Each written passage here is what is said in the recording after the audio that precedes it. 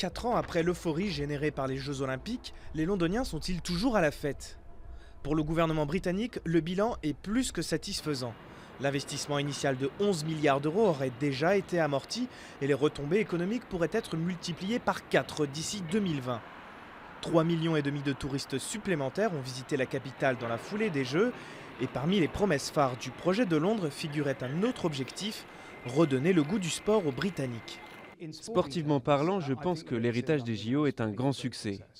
Toutes les études montrent qu'1,5 million de personnes supplémentaires font du sport depuis le lancement de notre candidature.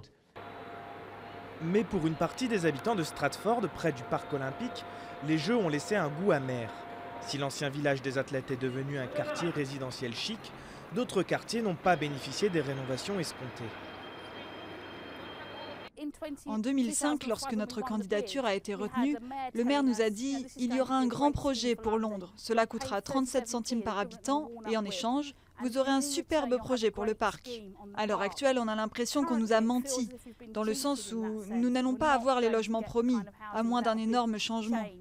Autre conséquence de la proximité des installations sportives, la flambée des prix de l'immobilier.